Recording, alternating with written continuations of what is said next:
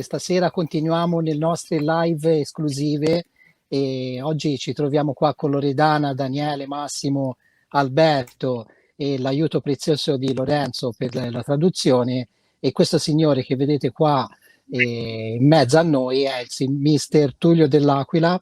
Benvenuto tra noi, nice to meet you Tullio. It's an honor for us averla qua presente qua con noi e la ringraziamo per il tempo che ci dedica. Una breve presentazione di Tullio per i nostri amici di Balling Mania.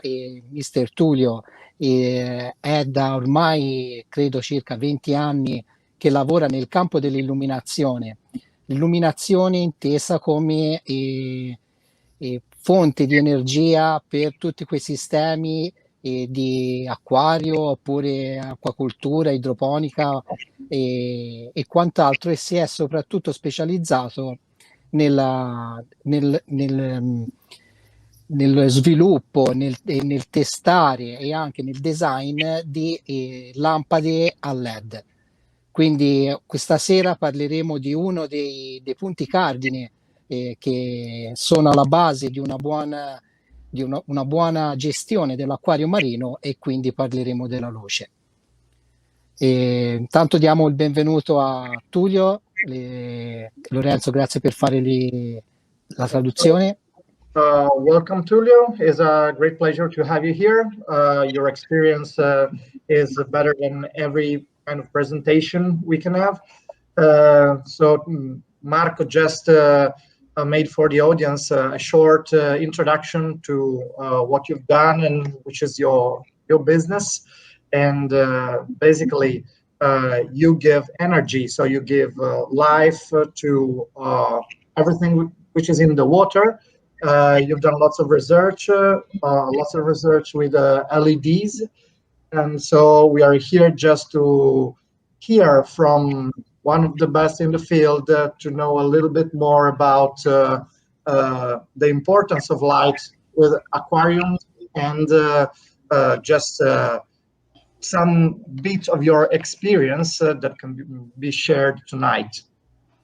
Thank you. I appreciate that. In short, I've been working with high power LEDs for over 20 years.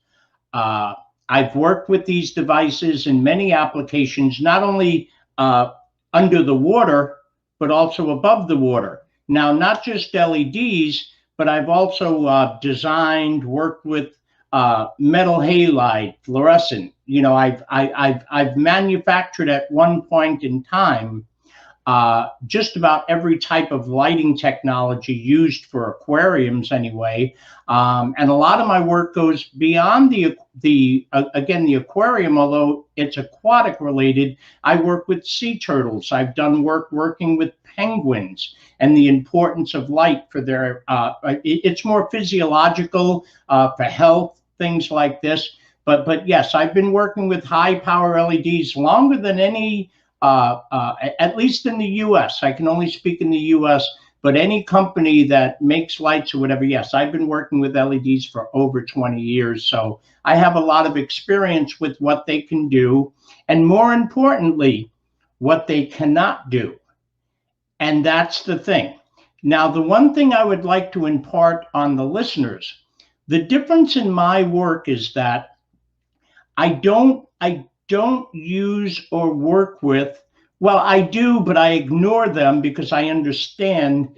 The thing is that, for example, you gentlemen, PAR, you probably heard of PAR, right? Photosynthetically active radiation, right? Now, what many people don't understand about PAR, for example, is that it's like counting marbles. I'm counting the marbles because I'm measuring based on the sensor. But here's the problem. The way the PAR meter works, it does not know the difference between the blue marbles, the red marbles, the green marbles. It's counting all of the marbles, and it's taking that aggregate information, giving you a light reading. Well, I can take many light sources that will give me a very high PAR level, but you would not want to put these over your aquarium because they lack the necessary wavelengths and things like that that promote growth in corals and so on and so forth.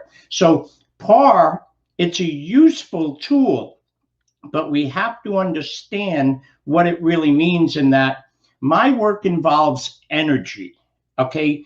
As aquarists, think about this with light, your aquarium, your home, everything. We think about light based on what we can see, correct? Right? We think about light based on what we can see. Truth be told, light is invisible to us. We cannot see light. We only see light when it interacts with matter, meaning that energy is being reflected. Now, this tells us a lot when we look at corals, even, and other things like this. If I have a red mushroom, that mushroom is reflecting back much of the red light. That's how we see the red. But yet it's absorbing the other wavelengths and many different things like that. So, but when you think about it like energy, and also your corals, think about it like a radio antenna. Marconi, I'm sure you guys know Marconi, the great inventor. Well, these radio antennas, interestingly enough, radio waves are photons too. So just like the antenna receives the radio waves, our corals are trying to receive this energy so that they can prosper and grow. Now, I know in some of the questions, do we have the one slide color temperature? Can we pull that slide up? Who's doing the slides? Okay, just a second. Can I just go ahead with the translation? Yeah. And then focus on this slide so that... ok, thank you. Faccio un attimo la traduzione, poi andiamo avanti perché sennò io sto prendendo degli appunti, ma diventa complicato starci dietro. Allora, indubbiamente ha confermato il fatto di avere un'esperienza invidiabile, nonché forse unica nel campo, perché non ha solo lavorato con i LED e adesso lui si è concentrato con i LED ad alta intensità, alta energia, ma lui si è un po' fatto le ossa con tutti i tipi di di fonti luminose, quindi non solo i LED, ma qualsiasi cosa potesse emettere luce, lui l'ha un po' studiata e poi ha visto che comunque con i LED si può lavorare meglio. Non ha lavorato solo sott'acqua, ma anche su altri animali, come ad esempio ha fatto l'esempio dei pinguini, delle tartarughe, dove comunque l'impatto della luce è comunque sempre importante, ma si distacca un po' da quello che è il mondo degli acquari. Questo per dire che la sua conoscenza è proprio a 360 gradi. Una cosa che gli piace ricordare è che lui si concentra su quello che la luce non può fare, ovvero noi siamo abituati ad averla sempre intorno a noi, la luce, cioè, viviamo, quasi è una cosa talmente tanto scontata che uno non si sofferma mai ad analizzare nei dettagli. E lui invece è proprio quello che fa per dare un servizio migliore. Ad esempio faceva l'esempio dei PAR, ma lo riprenderemo sicuramente con la slide che ha proiettato, e anche della photosynthetic active variation, per la quale lui dice non si riesce sempre a misurare quello che si vuole, va sempre tutto tarato, perché io posso leggere un dato che in realtà non è poi quello reale. Un'altra cosa fondamentale da tenere in considerazione è che la luce non si vede. Noi vediamo la luce quando interagisce con qualcosa, ma un fascio di luce da sé è invisibile. Quando va a impattare sul nostro corallo o banalmente nella vita di tutti i giorni su una bottiglia d'acqua, noi vediamo la bottiglia d'acqua. Se impatta contro un corallo rosso, noi vediamo il rosso. Ma perché? Perché quella lunghezza d'onda viene riflessa, tutte le altre lunghezze d'onde che formano la radiazione luminosa della luce vengono assorbite. E questa è una cosa molto importante da tenere in considerazione. Ha fatto l'esempio, penso, per un discorso di italianità, di Guglielmo Marconi, dice: pensate a un corallo come se fosse un'antenna, ovvero il corallo cerca di assorbire quanta più radiazione possibile per poter crescere. E questo complica molto le cose nello studio della luce, perché comunque non si parla più solo del rosso. Il rosso è quello che vediamo, ma è paradossalmente quello di cui ci frega meno. A noi interessa tutto il resto, ovvero tutto quello che il corallo va ad assorbire. Adesso spero di essere stato chiaro. Se non ci sono domande, gli ripasso la parola e andiamo avanti. Ok, mando la slide. Vai. So, Tullio, please, your call. Yeah, I'm sorry. And you know what? Can you just pull this slide down 1 second? I just want to make one more quick point, if you could. Yeah, I'm sorry. So we talk about the energy of light. We talk about the energy of light. So how can we put this into an example? Photolysis, okay? Basically, photolysis is the splitting of a water molecule into oxygen and hydrogen from sunlight. Okay, so there is one example of this photo energy and its conversion based on light. Okay, light interacts with everything. So there again, but let's start with the aquarium related stuff before we can move on. Now, conventionally, if I were to say 6,500 K to a lot of the gentlemen here, Lorenzo, would we consider this yellow? It's fine. I trust you. Yeah, no, I'm saying, but would most people, the aquarium people, we've been taught, and is that 65K is kind of yellow. Okay. Is more near. Maybe everybody to 65K, or we have aquarium lamps that are 10,000K. We have aquarium lamps that are 20,000K, right? So the interesting thing is the temperature of the sun is 6,000K. What would happen if I took anything in any of our homes and put it on the surface of the sun? It will burn instantly. What? So how can a light be 10,000K or 20,000K? It would vaporize. So we call this color correlated temperature. But now if you put the slide up, I'll explain this in better detail so we can kind of start to put the pieces together. That first slide, the color temperature, if you could put that up. Ok, puoi mettere la slide per cortesia?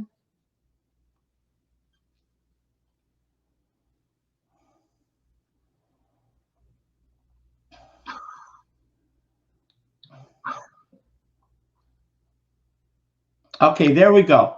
So if you look at the image here, if you look at 6,500K, it's anything but yellow. And if you look at 10,000K, it's pretty much blue.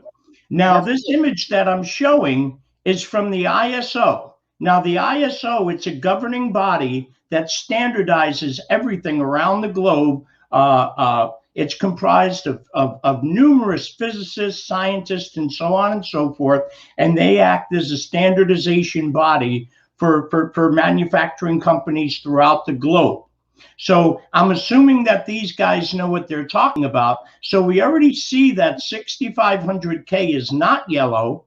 And we already see that 10,000K is blue and not white.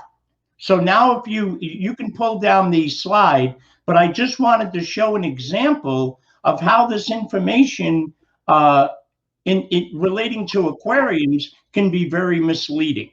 Voglio pure la slide, per favore.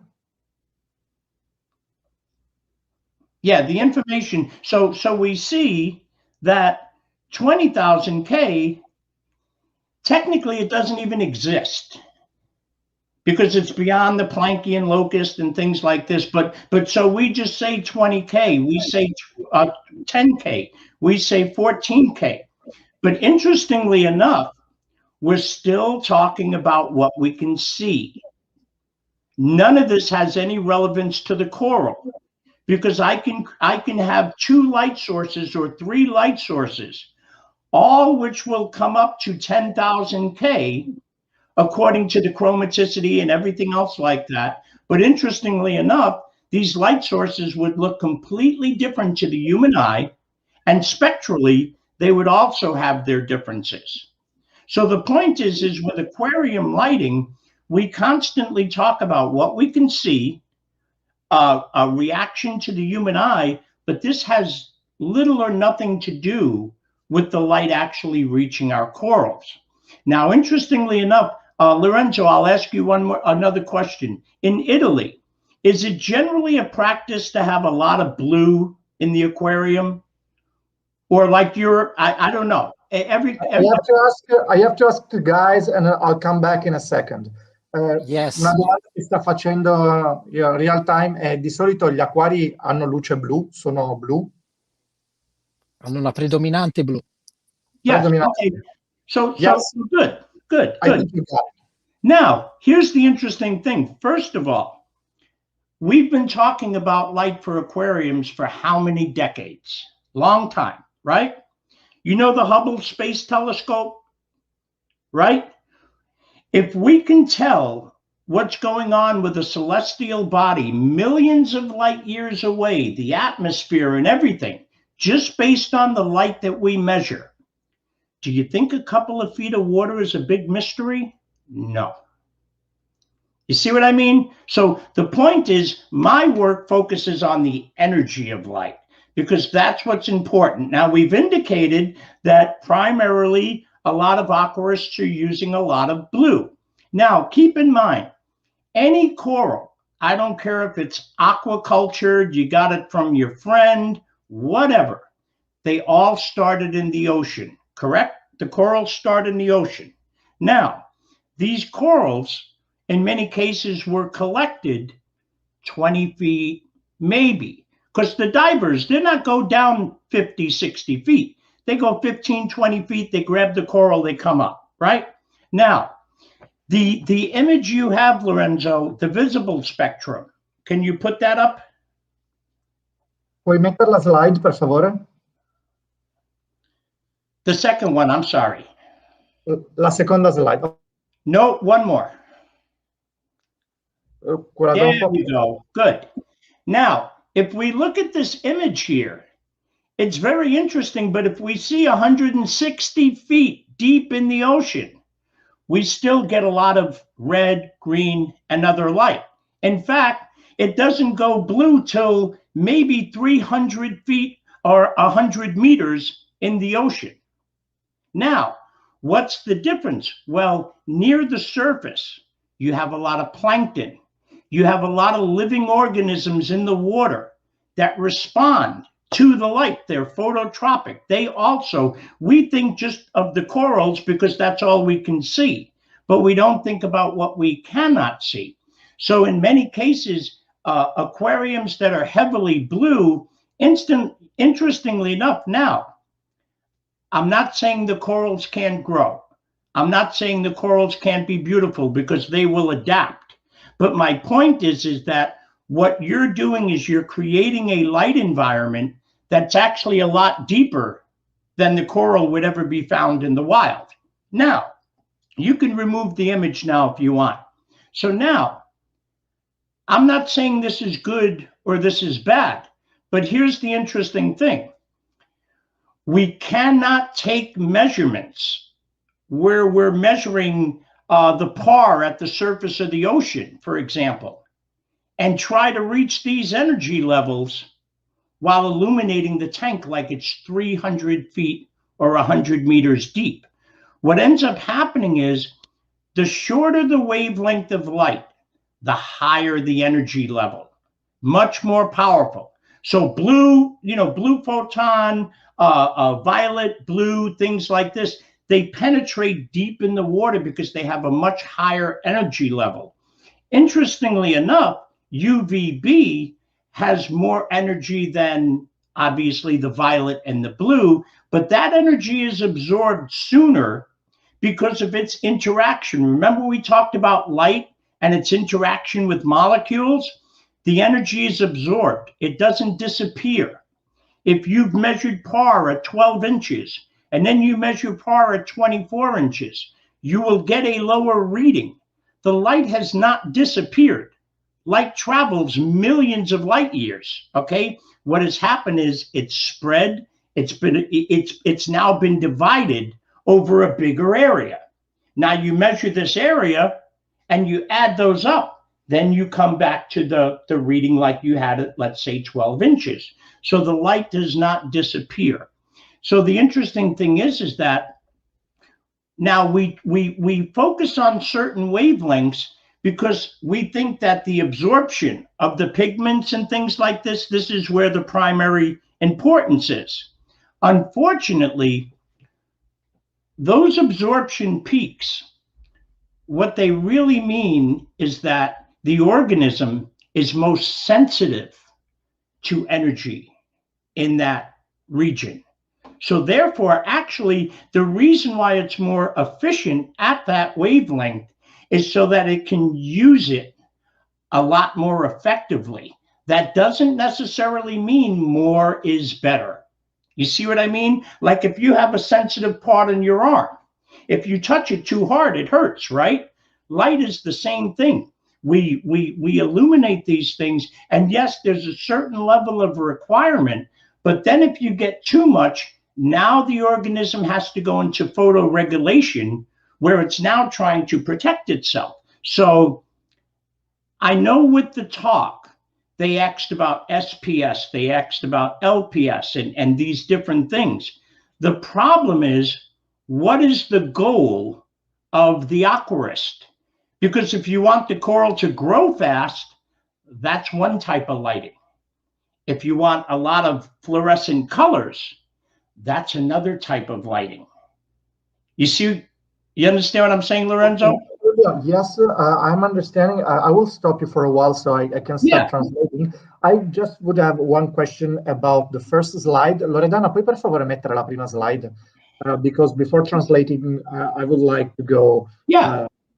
Here, you talk about Kelvin, well, temperature. I didn't really get the point of what you were saying here. Basically, what I was saying is that we were told in the aquarium industry that a 10K lamp is white. Okay. Or we were told that a 6500K lamp is yellow. Well, scientifically, we see that that's obviously wrong. Okay. So, Sorry, it's just to show that what we've been told is not correct. The reality is something different. Right. Okay. Then the other part was pretty clear because it's what we face in space, so that water absorb radiation, and so the light just not disappear but enter the water, and then the other part was pretty clear. So if you agree, I will go with the translation and then come back to continue with the goal of the aquarist. Ok, so allora vado un attimo a ritroso. Adesso lui è arrivato a farvi una domanda fatidica del qual è il vostro obiettivo, ovvero volete far crescere i coralli in fretta, oppure volete avere dei colori brillanti, oppure in base a quello che è il vostro obiettivo, e ne parleremo dopo perché non me l'ha ancora detto, ci sono diversi tipi di illuminazione. Adesso, se puoi per cortesia mettere la prima slide, quella che ha mostrato con la slide non è altro che una tabella di colori. È una tabella di colori secondo la ISO 3664 del 2009. Adesso, per chi si occupa di qualità, tanto per non fare nomi massimo, sarà una cosa un po' all'ordine del giorno. La ISO è un'organizzazione internazionale che si occupa di standardizzare le cose. Quindi se io in Italia voglio fare un ordine ad un'azienda per chiedergli voglio della luce di quel colore, uso la norma ISO e so che dall'altra parte del mondo parleranno la stessa lingua e mi danno esattamente il colore di luce che voglio. Così come per qualsiasi cosa, la ISO cerca di regolare qualsiasi cosa esistente sulla Terra che possa essere di utilizzo comune. Adesso lui mi dice che normalmente si parla di 65.000 Kelvin per un colore giallo. In realtà, come potete vedere, se voi andate sulla scala graduata in basso, 65.000 è a metà, appunto, 6.500 Kelvin. Sì, 6.500, scusa, è azzurro. E quindi potete vedere come in realtà si sta parlando di un colore diverso, cioè il messaggio che voleva far passare è che quello che vi viene detto non rispecchia la realtà dei fatti. Adesso puoi togliere la slide, se metti l'altra mi aiuta nella spiegazione. Quello che lui vuole, il messaggio che vuole far passare è che quando abbiamo fatto la domanda prima sul blu degli acquari, diceva il blu è predominante, però non per forza è una cosa corretta, anzi lui dice quando un sub va a prendere un corallo non va giù a 100 metri, 150 metri, va giù una ventina di metri, appena trova i coralli li prende e li porta su. E fate sempre attenzione che si parla sempre, quando si parla di luce si parla sempre dei colori che vengono riflessi dal corallo. Adesso vedete nel grafico che più o meno da 0 fino a 50 metri abbiamo tutto lo spettro di colori. Sotto i 50 metri la parte di rosso-arancione inizia a mancare e verso la parte del fondale abbiamo solo il blu. Adesso questo dipende molto dall'intensità della banda luminosa e dall'energia, perché l'acqua funziona da filtro. Lui ha fatto un esempio forse banale, ma dice per studiare la luce noi utilizziamo il telescopio Hubble che è da decine di anni nello spazio per cercare di capire gli astri e quant'altro. Cosa saranno mai 30, 40, 50 centimetri di acqua nel nostro acquario? E infatti ha ragione, non è complicato, bisogna solo affrontare il problema nella maniera corretta. Quindi quello che sta dicendo è che il blu nell'acquario non è una cosa propriamente corretta, perché voi state andando a ricreare un ambiente che è molto più fondo di quello che in realtà non è. Sempre riferendoci a questo grafico, come abbiamo detto prima, più si scende, più il blu è il colore che penetra, ma tutti gli altri rimangono più in superficie. Adesso non è che la luce scompare, semplicemente viene assorbita dall'acqua che appunto funziona come filtro ed è l'unica cosa, insieme al piombo, che può assorbire una radiazione luminosa. Vi faccio questo esempio, semplicemente faccio un brevissimo excursus. Il grande problema di raggiungere Marte è il proteggere il corpo umano dalle radiazioni luminose e ci sono due metodi per farlo: o usare il piombo, che pesa tantissimo, o usare l'acqua. E qui stiamo parlando di acqua, perché il vostro acquario è pieno di acqua. Quindi bisogna fare attenzione a tutte quelle radiazioni che vengono assorbite dal primo strato di acqua, perché quell'energia rimane lì e va a modificare quella che è il vostro ambiente.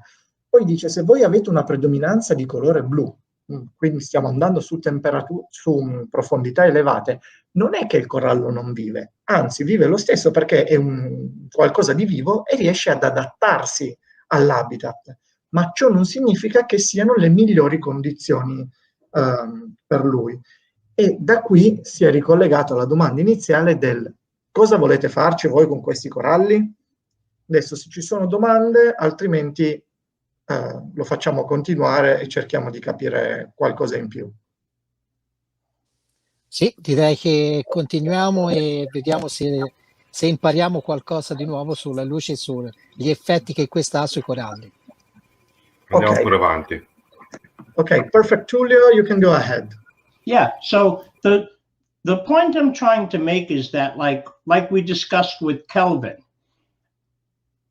for many years we focused on par and watts and all of these things, but we never really discussed light itself. And that's the important thing to understand. So again, the primary thing is that a coral, like ourselves, it has a daily energy requirement. Some of this comes from light, some of this comes from food, or nutrients, whatever you want to call it. Obviously, some corals are non-photosynthetic. But my point is that they have a daily energy requirement. So again, they have to meet that basic requirement just to survive. Anything beyond that, whether they want to grow, propagate, whatever the case, that requires more energy, whether that's in the form of light or what have you. The big problem with our industry, I feel anyway, is everybody says this is the best light, that's the best light, this is the best light. No, because each system is different.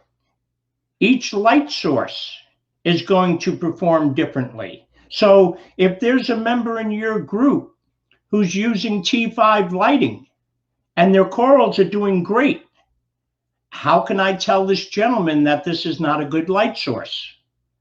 Okay, I'm a fan myself of metal halide, and a lot of people don't understand. Remember we talked about the depths and the organisms and the water? Well, many of your planktonic organisms live up or near the surface of the water. Many years ago, we used to do metal halides. We had clams. We had all these different things.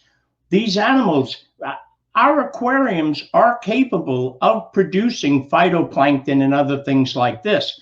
But now we change the light, and now we have roller filters. You know the roller filter? I call it toilet paper. You know the toilet paper, the roller filter? We have filter socks. We have all of these things. And many times that will strip out beneficial organisms that are good for the aquariums. We've gotten to a point where it's like we want it so clean that we don't realize that there are potential negative aspects or side effects. And it's the same thing with light.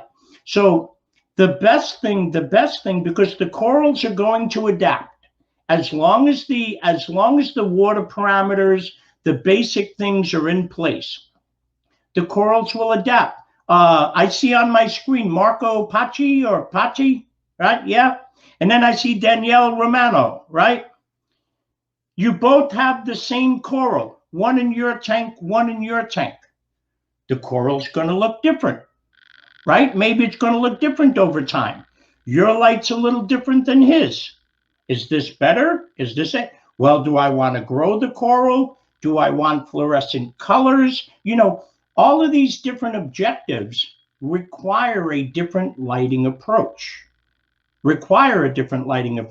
So again, you know, me, the reason why I like metal halides, it's a true full spectrum light source.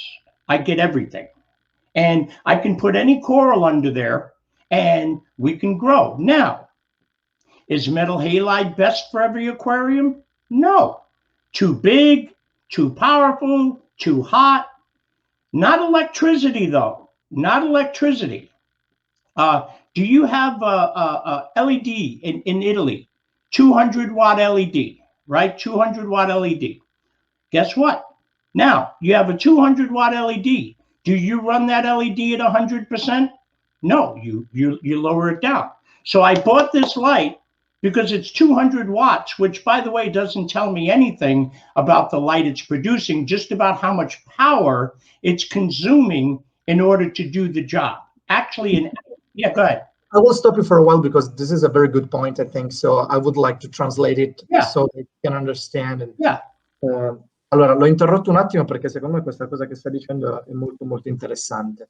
Ovvero, riagganciandosi un po' al discorso del grafico della ISO, quindi che ci viene detto che 6500 Kelvin è un giallo, in realtà è un azzurro, dice, di solito si sbaglia nel valutare una luce, ovvero di solito una luce la si valuta in par o in watt.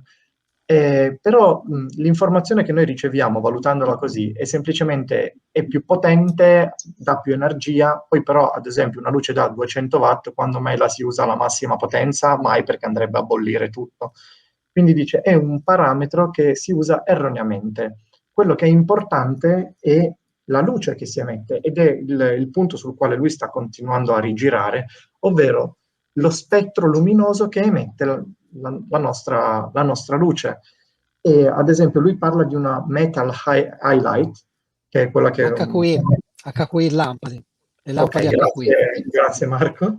E prima parlava di una T5 e dice io posso dire che una è migliore di un'altra? No, perché se tu sei soddisfatto del tuo acquario fatto così, allora va bene così. Quello che è importante appunto è se uno vuole farlo crescere in fretta, farlo crescere di meno.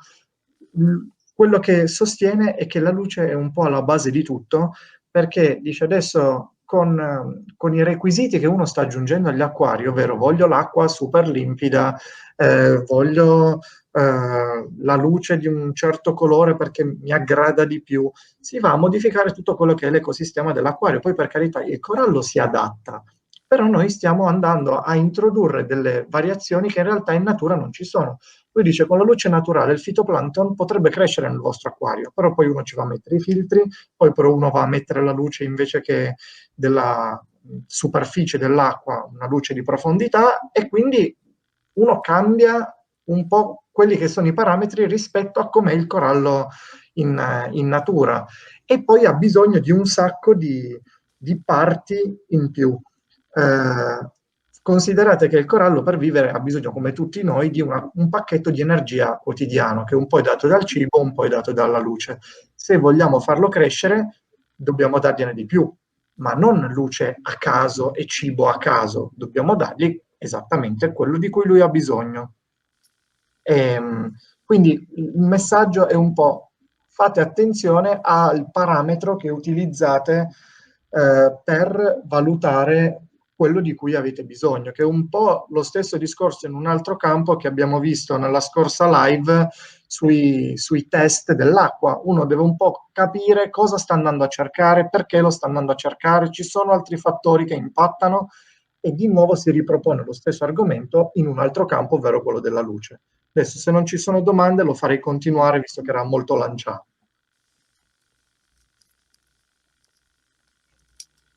Ok, Tullio? Okay, so the point I was making is that we have a 200-watt LED fixture. I got 4-foot tank, 4 or 5 foot tank. Maybe I have two. I have two of these lights, 200-watt LED. Now, here's the interesting thing. I'm going to use 400 watts. I'm going to use 400 watts if I run that fixture at 100%, right? But I can't run that fixture at 100%. That's another story. I can explain that, but don't worry. My point is, if I have an 8-lamp T5, 8 times 54, well, 400. You see what I'm trying to say? So electricity, a lot of times people say LEDs use so little power. Not true. They use a lot of power. They just use it differently. Okay? If you look at it, for example, I'm going to make it easy to explain. Make the LED fixture 240 watts. Let's say it's 240 watts. I'm driving it at 240 volts. That's 1 amp. I'll show you the chart I made, which explains this. Now, here's the thing. Let's cut that in half to 120. Now I'm using 2 amps. Now, normally we want to avoid 120 volts by the aquarium whenever we can. But many cases with LEDs, they're lower voltage. So now let's say it's 60 volts. Now I'm using 4 amps. 4 amps is a lot of power. Okay, and then if I go down to 30 volts, many LEDs are 24 to 36 volts. Now if I go down to about 30 volts, I'm using 8 amps. You see what I mean? So again, that's a lot of power. But when you look at the step down, it says, oh, okay. So interestingly enough, just as we've broken that down, let's say for LED, the same thing holds true for T5 and even metal halide. Lorenzo, I know you know many of my friends in the States. When they used to run metal halide tanks, when they switched over to LEDs, they didn't necessarily save any power. Okay? They didn't save power. So the point is wattage and all these other things like this. It's not a good way to compare light sources, because again, if I bought a 240 watt light fixture that I can only run at 50% for risk of burning my corals, right? Then I'm using 120 watts. Do I really need a 240 watt light source? Because I'm only using half the power. So here's the interesting thing. How does this 240 watt LED fixture appear to put out so much power? Very interesting, because one, you can't create energy. So to say something can make more power, no, you can't create energy. So here's what happens. The optical systems in LEDs, okay, they focus the light. They focus the light, very directional. So Lorenzo, you'll be able to explain this, so I'll speak directly to you. If you and I were outside right now in the sun in Florida, if we were to have a conversation, we're perfectly fine. If I take a magnifying glass and put it on your arm, no good, right? But here's the thing. Has the energy from the sun changed? No. I just focused the energy. You see what I mean? So if I'm measuring right under the light source, wow, I got a lot of energy. But the truth is, once you divide that energy over a much wider field, remember how I said the energy doesn't disappear? Once you divide that energy, well, guess what? It's not as much as it appears. Because while it may be X directly under the light, the moment you move to the left or the right, you will see those energy levels drop dramatically because of the optical behavior of the light. So this is why the most important thing when trying to illuminate your aquarium, it's not necessarily the power or even the intensity. It's the even distribution as much as possible of the energy itself. That's what, so Marco, you got 250 par. You measure, you got 250 par. Danielle, you got 200 par. But your tank is better because you're more evenly delivering the energy so it can be used, received by the antennas. Remember we were talking about the antenna? By delivering the energy more smoothly, evenly, the antenna can utilize more. So even though it appears that you have a higher par, Marco, Daniel's tank is actually better because he has more even distribution of the energy and can utilize it more efficiently. So, and it doesn't matter what brand or LED or T5 or metal halide. And that's why I didn't want to speak about my company in this talk, because the things we discussed, they apply to all light sources. For example, you see the Coral Care. I don't know if you've seen the Coral Care in Italy, Philips Coral Care light. Coral Care light is a proper name? Yeah, Philips, the company Philips, they made a light for corals. Philips made a light for okay, got it. Coral Care. And the point is, the light itself, what they did was distribute the energy more evenly. And that's becoming more of a trend. But it comes at a price, because we like the look of our aquarium, right? Why did some of us take T5s off of our tanks? It wasn't that our corals didn't look good. We liked the look of LED, right? We just like the way it looks. Well, guess what? Once you start putting a lot of diffuse lighting on there, well, you now start canceling out the rays. Everything behaves differently. So now your tank looks more like you have T5s on it again. You see what I mean? Everything in light, whether you have a spotlight or a floodlight, everything has a behavior. And that behavior is like a signature.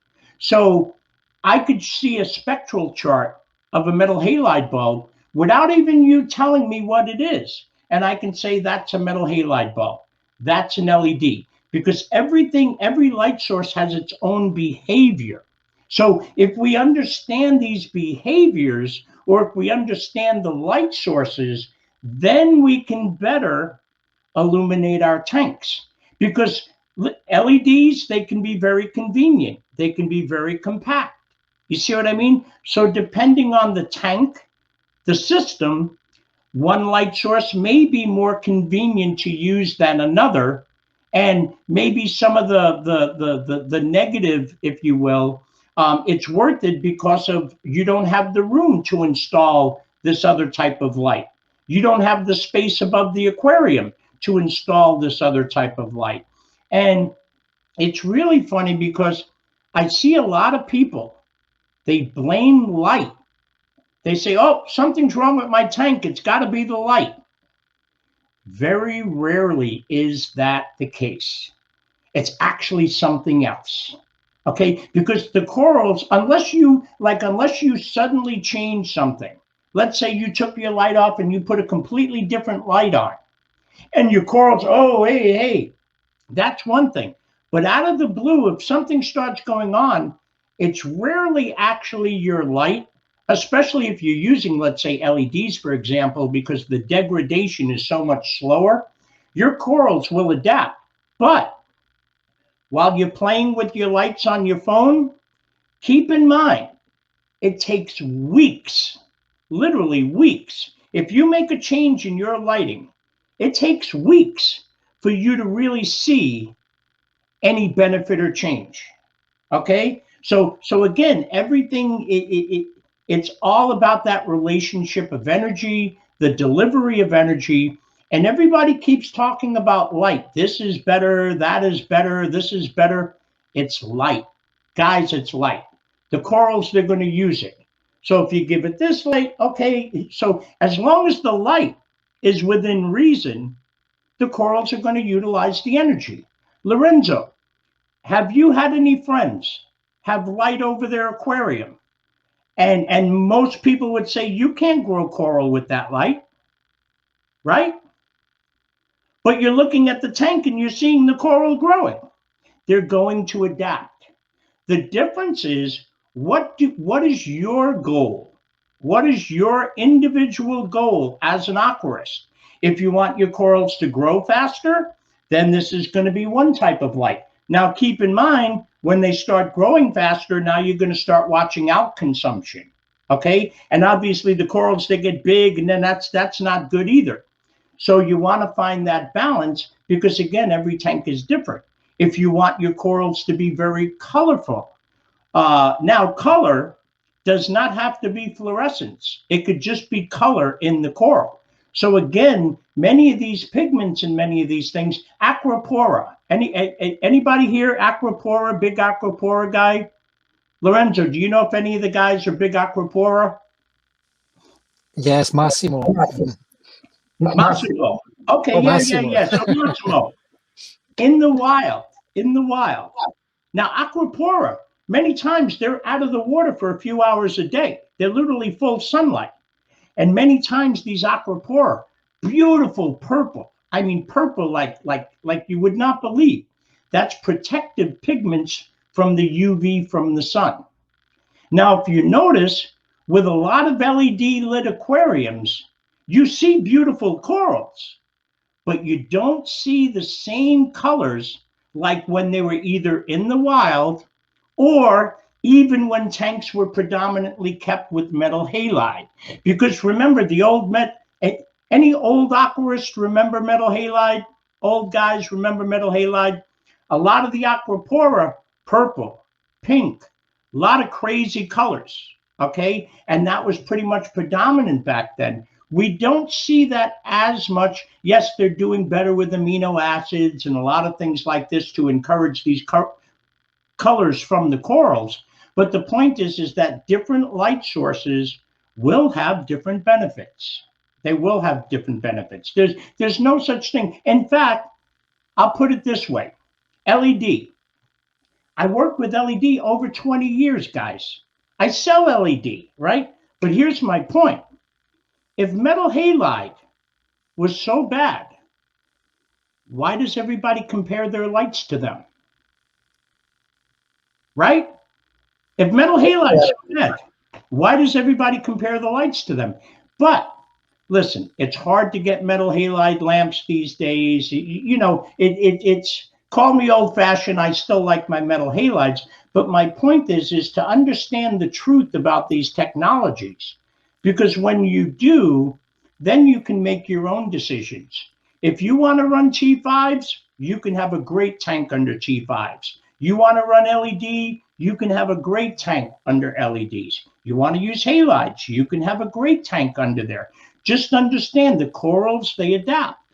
It's not one is better than the other. The results are going to be different. Okay, thank you, Tullio. Take a break, please, to help Lorenzo with the translation. And okay, so Tullio, just another question. So your suggestion would be, first of all, to better understand the distribution of the light.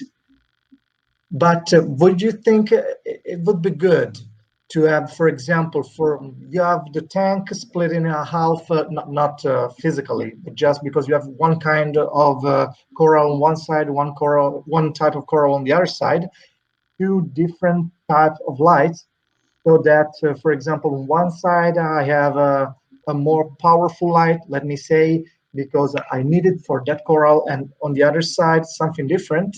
Would it affect the tank, the coral growth, or not? Or it would be better to have a uniform distribution?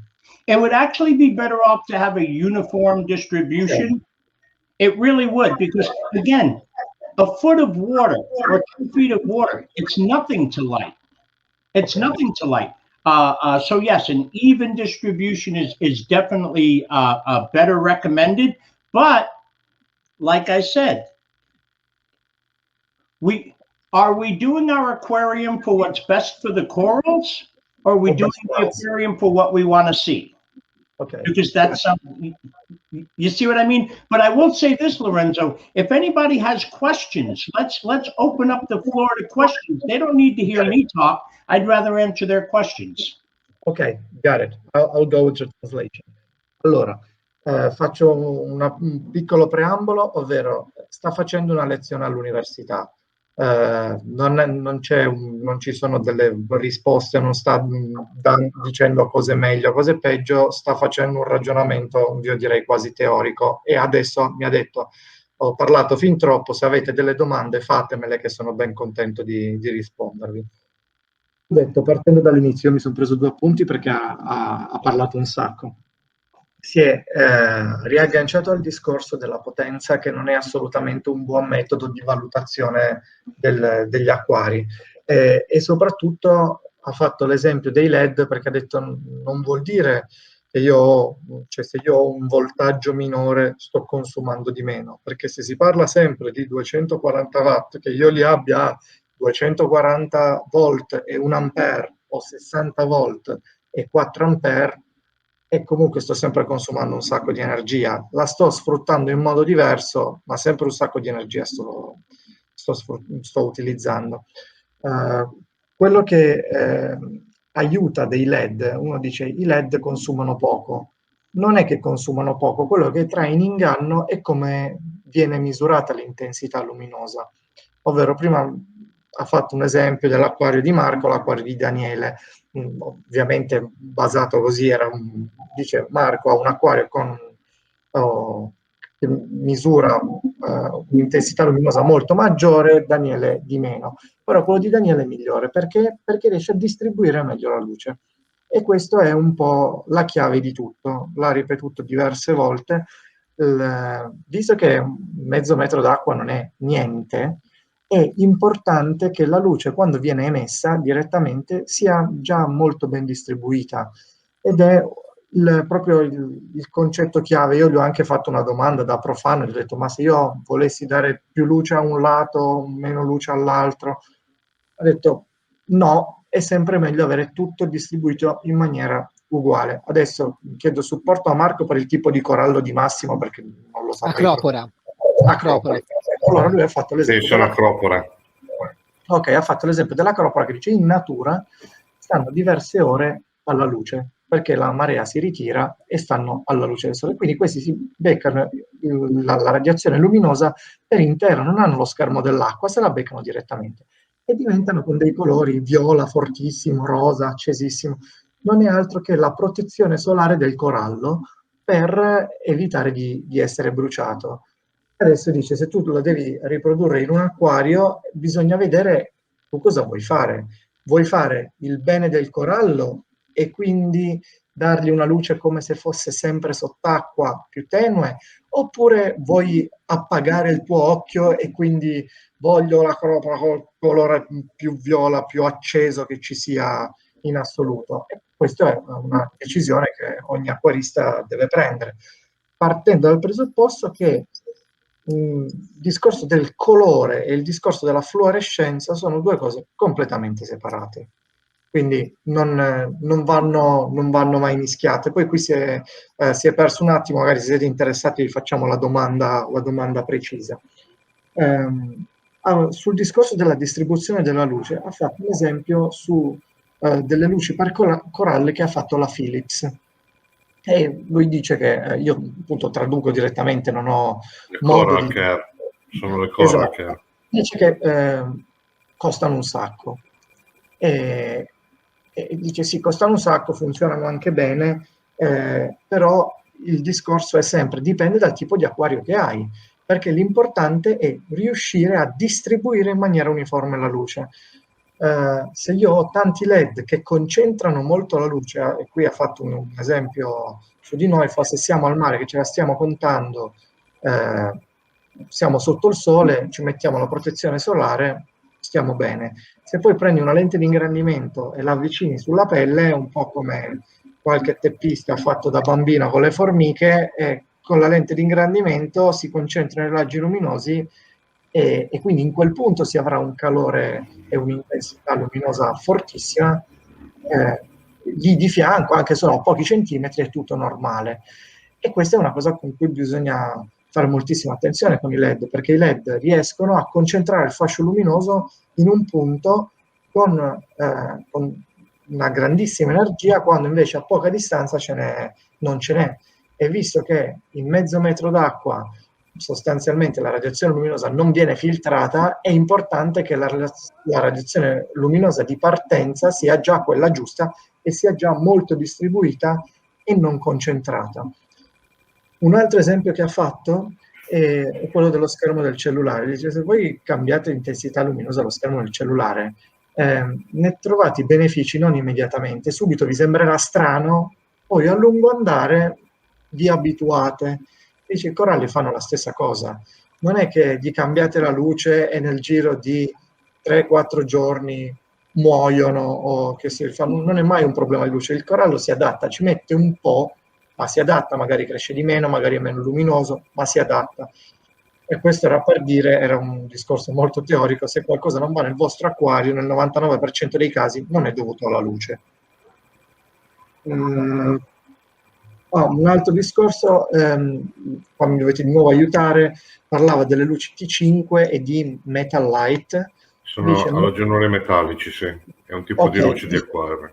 Queste metal light, a quanto diceva, sono delle luci che si utilizzavano una volta, molti le criticano, però dice molti le criticano, ma comunque tutte le luci nuove vengono paragonate a queste metal light. Ma perché? Perché funzionavano bene, perché una luce vale l'altra alla fine, bisogna solo saperla utilizzare. Riconducendosi all'esempio di prima che aveva fatto su Marco e Daniele, uno può avere una luce più intensa, può avere la luce migliore del mondo, però non è in grado di distribuirla in maniera uniforme sull'acquario.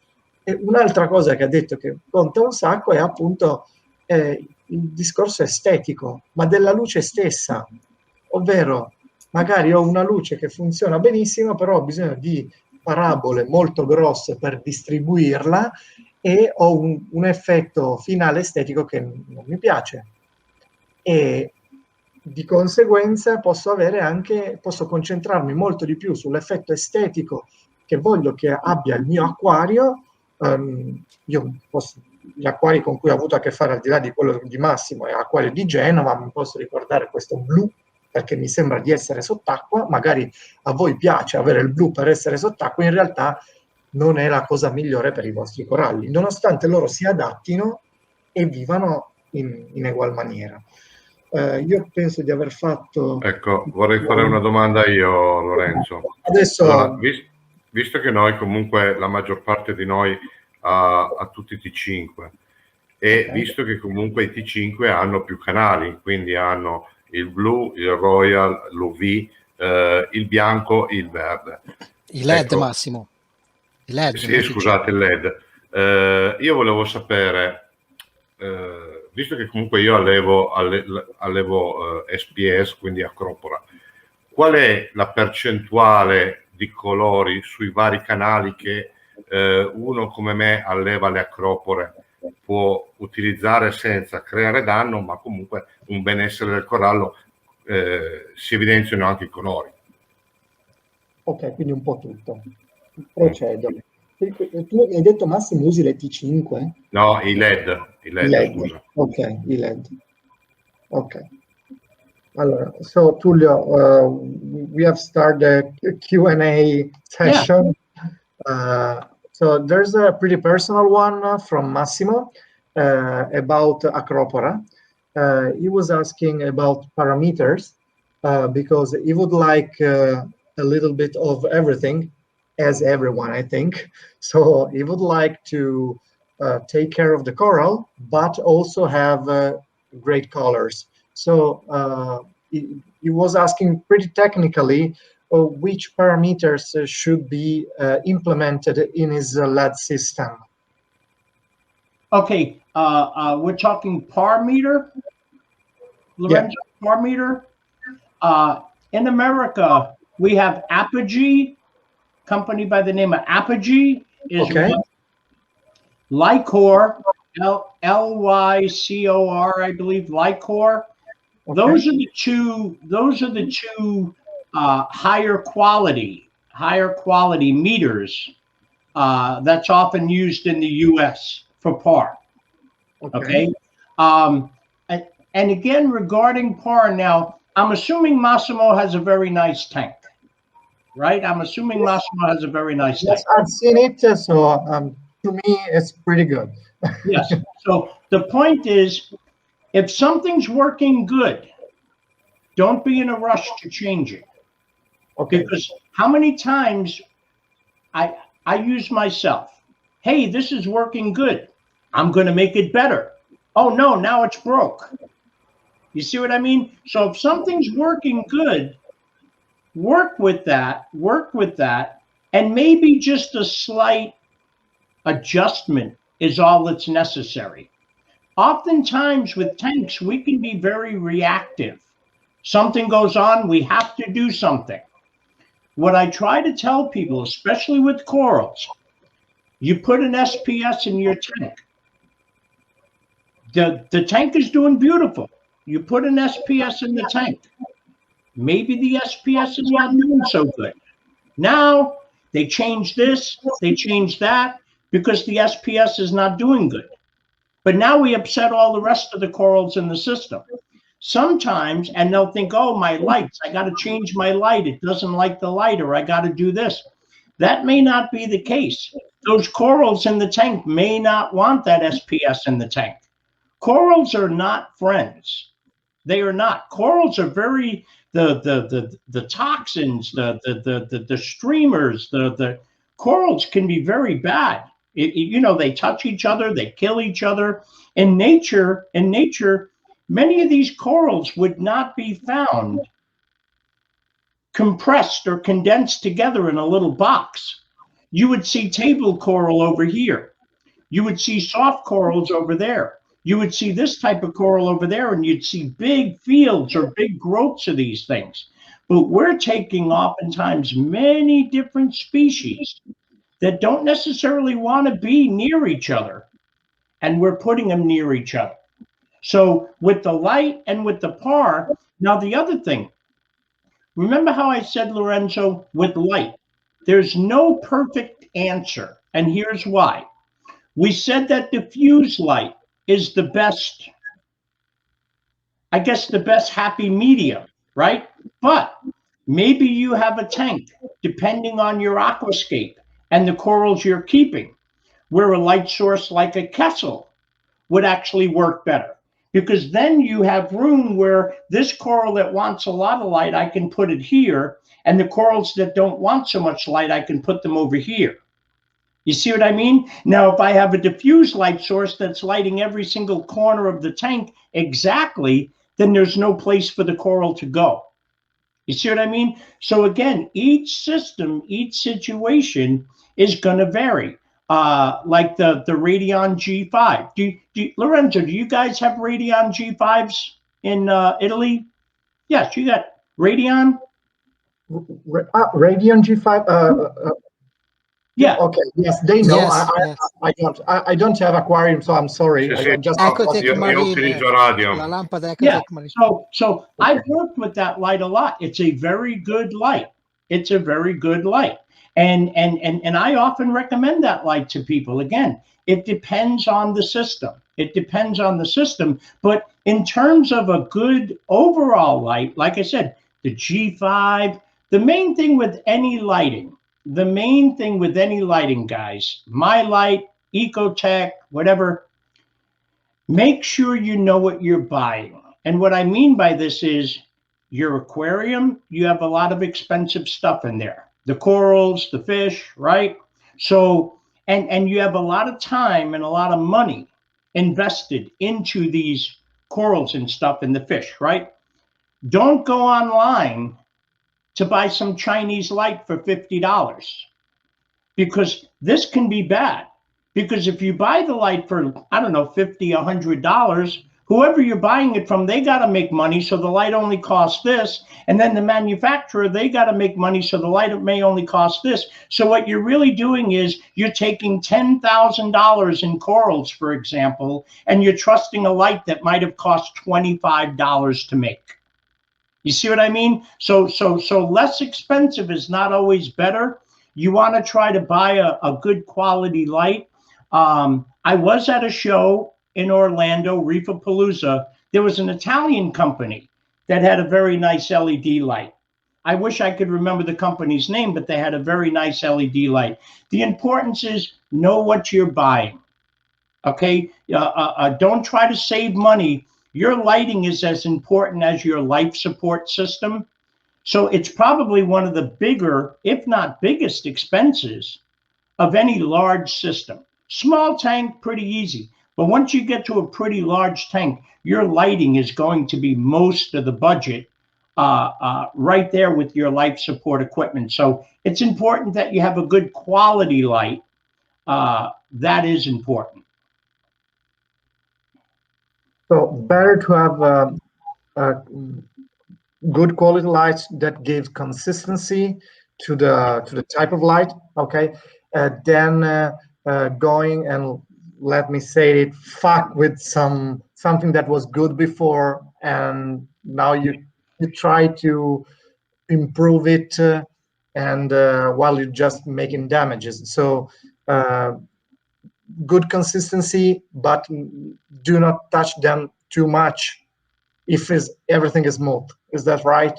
Yeah, that's correct. And I did speak to Massimo via email about his system. But again, like I explained to Massimo and like I explained at the beginning of the talk, I want to avoid discussing my products just because I don't want this to be a commercial. And that's why I haven't mentioned them. But again, the key, so for example, if you have a Kessel, maybe the Kessel is good, you have this light source, it behaves a certain way.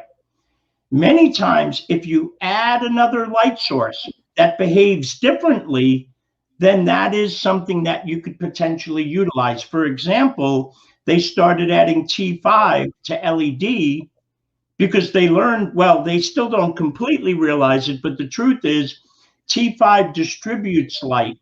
It behaves differently than LED. So when you put them together, they complement each other. So what you want, sometimes you don't have to change everything. You just might have to adjust something, maybe add something, you know what I mean? Maybe add something to complement what you're doing, but it doesn't mean you have to completely replace the whole thing. go with the Italian. Thank you. Allora, non ha dato una risposta vera e propria, ha detto che poi Massimo ti manderà una mail dove ti spiegherà un po' più nel dettaglio il discorso. Ha un po' ripreso il discorso un po' ad alto livello, sembra molto una lezione all'università.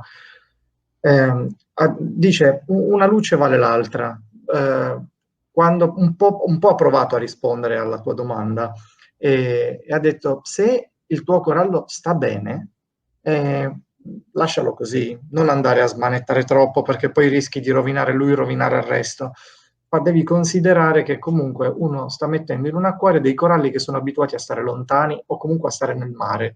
I coralli fanno a cazzotti fra di loro perché non tutti vanno d'accordo e quindi se uno ha trovato una condizione in cui va più o meno tutto bene, lascia le cose così, non andare a toccare, anche perché dice non è detto che per forza vada tutto bene. E se c'è qualcosa che non va bene, riagganciandosi al discorso di prima, al 99% non è il problema della luce, ma è tutto il resto, nonostante la luce sia fondamentale per la crescita del corallo stesso. Una cosa che è emersa da tutto il discorso che ha fatto, perché è stato ripetuto più e più volte, è considerate che la cosa più importante della luce è la consistency, quindi il fatto che la vostra lampada dia sempre l'intensità, comunque che i settaggi che voi date al vostro impianto di luci rimanga costante nel tempo. Questa è la cosa fondamentale. O comunque se voi andate a modificare qualcosa, sappiate esattamente cosa state modificando. Quindi se poi dovete andare ad agire, tornare indietro, sapete un po' quello che state facendo, ne avete la certezza ed è questo un po' il suo concetto di qualità della luce. Ha fatto un esempio sulle luci che si possono trovare online, dice voi per risparmiare magari andate a mettere una luce da qualche centinaia di euro in un acquario in cui magari avete più di 10.000 euro fra pesci, coralli e quant'altro. Magari funziona bene uguale, però magari poi si rompe, magari poi voi siete convinti di avere una luce e in realtà ne avete un'altra. Ed è vero che se le cose vanno male nel vostro acquario il 99% non è la luce, ma è anche vero che se date la luce sbagliata rischiate di bruciare tutto. Quindi è un po', la cosa non è biunivoca, mettendola in termini matematici, ma la luce può creare tantissimi danni, ma se va tutto bene non è la luce che crea danni. È un po' il messaggio. Diciamo che comunque il discorso è su vasche di una certa importanza bisogna anche investire sul discorso lampada, perché comunque prima Tullio parlava delle Radion e diceva che erano delle ottime lampade e giustamente quando si trova un equilibrio di cercare di mantenerlo senza andare a smanettare troppo, e io questo lo confermo perché comunque io ho provato a modificare leggermente tante volte i parametri e si rischia di fare danni. Quindi sono d'accordo con quello che dice Tullio, perché più si mantengono i parametri stabili sull'illuminazione, quando si vede che il corallo risponde bene sotto una certa irradiazione, vuol dire che comunque tutto funziona. Un'altra cosa che ha aggiunto è che non per forza, se uno ha delle buone lampade, deve per forza sostituirle per intero. Ha fatto l'esempio delle T5 e dei LED. Ma le T5 e i LED sono complementari, perché le T5 danno una luce più diffusa, il LED concentra un po' di più.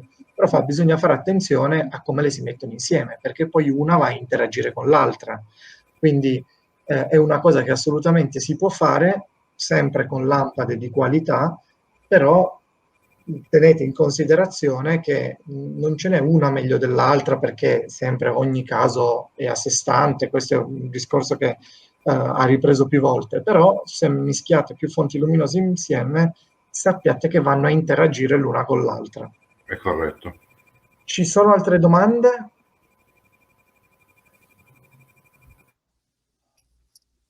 Ma io un po' riallacciandomi alla domanda di Massimo, diciamo per completare un po' più la domanda di Massimo, andrei a chiedere, nelle nostre lampade a LED siamo abituati a averle divise in colori che poi sono lunghezze d'onda.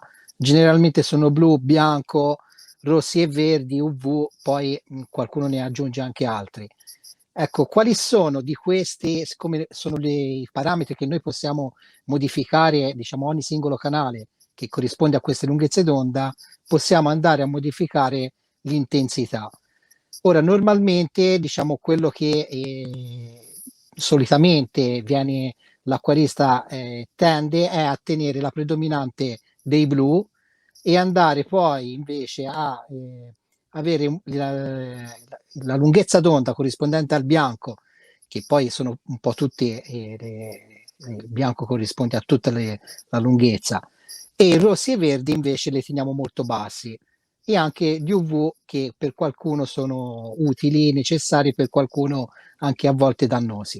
Ecco, qual è il suo punto di vista su queste differenti lunghezze d'onda? Ok, adesso gli faccio la domanda, posso anticiparti un pezzo della risposta perché ne ha parlato all'inizio. Era un po' il discorso che facevamo della profondità con il grafico, col secondo grafico che è stato postato con i 50 metri, 100 metri. Noi siamo abituati a settare la luce su profondità maggiori, nonostante i coralli che noi andiamo a prendere sono molto più in superficie. Comunque, ovviamente, adesso chiedo a Tullio. Una cosa che mi ha detto prima, che ho preso nota e mi sono dimenticato di dire, è che ci sono due aziende americane, che sono la Lightcore e la Apogee, che sono due ottime aziende che forniscono la strumentazione per misurare i par dell'acquario e quindi per avere un riscontro con la luce. In ogni caso vado vado a tradurre la domanda. So, Tullio, the question from Marco is something that we already faced before with the charts you show about the depth and different wavelength and type of light.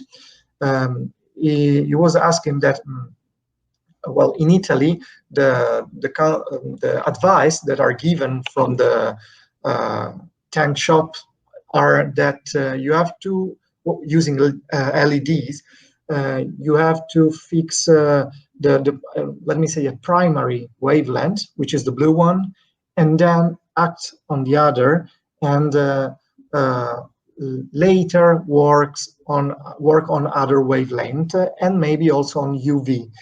And from what I got is what we are talking about at the start of this discussion, when you said that we usually set our tank with deepest water than the requested one. But Marco was asking if you think that this is a good way of setting LEDs, or you would go in a different way, so maybe not using blue as the predominant wavelength and then act on the other. Okay, yeah, well, and I will answer that problem, but see, here's another problem with the industry as a whole. You say blue wavelength. There's no such thing. Blue is a color. Color has different hue, meaning a different color, light blue, dark blue. We associate royal blue with a wavelength with LEDs. Yes, we do. But in general, we talk about blue light. No. See, visible light in general, not counting UV, minimum of 300 to 400 nanometers is visible light. Now, nanometers, think of it like 300 to 400 different things going on at once. Like, you ever watch an equalizer on the stereo and the lights go like this? Well, that's what light looks like. That's what light looks like on the spectrometer. So I have 300 to 400 things happening at once that my equipment is measuring. So in Italian, in American, doesn't matter. Lorenzo, do you know any saying where you can describe 400 things happening at the same time with one or two words? No. So we say blue. No, blue is a lot. There's at least, yeah, if you want to count violet, so you subtract that. So there's minimally 40 to 50 nanometers that encompasses the blue region. So again, blue is a general term. Now, white LEDs, you have white LEDs. What many people don't know is a white LED is nothing more than a blue LED with a phosphor that goes over the top of the blue LED that converts some of the energy generated by the blue LED to green and red, hence we see white. So guess what? When you're running your white LEDs, you're getting red, you're getting green, you're getting blue, you're getting a very wide range of I don't want to say color, but that's the easiest way to understand it. But you're getting blue, you're getting red, you're getting green. You can't make white light without it. You see what I mean? You can't make white light without it. So the point is comically enough, with blue LEDs, and see, there again is a problem. I just said blue LED. What wavelength? You see what I mean, Lorenzo? It's a whole mess, if you will. It's a whole mess. But truth be told, as long as you give them enough of what they need, they will adapt. Lorenzo, you don't keep an aquarium. Do you keep a garden? You have a garden, right? If I take a hose and I put all the water in one spot, is that my garden? No. But I could take the same amount of water, spread it out over my garden, or even less, spread it out over my garden, and this is good. So corals are the same way. As long as the region, I'll use the word region, as long as the region of light is acceptable for them, they will acclimate. And again, and this is also assuming that the other things are in place, because a growing coral, it has out consumption and things like this. So again, the light is not by itself. It's actually working with many things in the tank. We spoke about photolysis earlier, where you had oxygen and hydrogen, right? So here's the question, and I'll try to simplify this as good as possible. Light is very powerful. That's why I work with light, because it's so fascinating. Aquariums are just one facet, but here's my point. pH. You guys, I'm sure everybody knows pH, right? What does it mean? What does it mean? In fact, Daniel, let's Lorenzo, ask Daniel, and please let him know I'm not trying to trick him. We're proving a point. Ask Daniel what pH means. Allora, ti sta facendo una domanda e dice non voglio farti un trabocchetto. Ha detto di chiederti, Daniele, che cos'è il pH?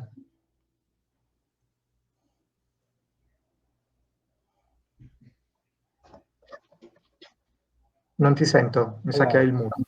Okay. Allora, il pH dovrebbe essere l'alcalinità dell'acqua, cioè la pesantezza dell'acqua. Ok, io traduco. Mi sa che Marco qua è più ferrato, ma... Certo, io dico, però penso che sia questo. Ok. So it's just about the weight of the water, which is Marco, correct me, Alcalinità. Alkalinity, yes. Okay, yes. pH is l'acidità meno logaritmo della concentrazione dell'H+. Okay, Marco is a chemistry. Good, Marco. Okay, Marco, good. So Marco, correct me if I'm wrong, okay? pH, it's an acronym. You know what an acronym is? It's letters that stand for something. Okay, so here's the interesting thing. People talk about pH all the time. You're into chemistry. Power or potential of hydrogen. Is this correct, Marco? Yeah. Now I ask you another question.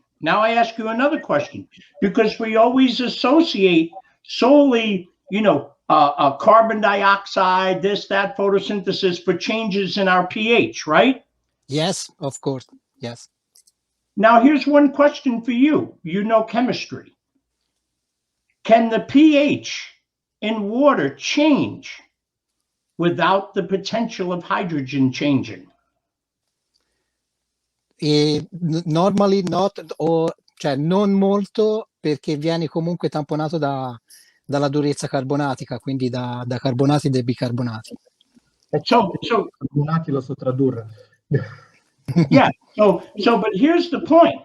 If you look up photolysis in water, look it up, Google it, photolysis in water, you will see that it splits the water into oxygen and hydrogen. In organic chemistry, they often use light to produce oxygen, correct? So my point is, we see this difference in pH when our lights are on. Is it all just the carbon dioxide? I don't necessarily, you see what I mean? There's other things there that now I'm not a chemist, but if the light is helping separate the oxygen and the hydrogen, this also has to have an impact. It also has to have an impact on pH. The only reason why I'm even mentioning this, is because light has a lot more effect on things than we necessarily assume. And this is why we can't just base it on what we see, because we can't see the reactions. We can only see what we see, which is really just a small part of the information. So with light, white light, blue light, again, it's going to depend on the corals and what your goals are. Okay, now me, if I were to set up an aquarium, and I didn't use metal halides, for example, I actually like more white light in the system. Why? Because I'm trying to promote other things that we may not necessarily be able to see. And I do know that many of these phototropic organisms, they rely a lot on the red and certain wavelengths of light.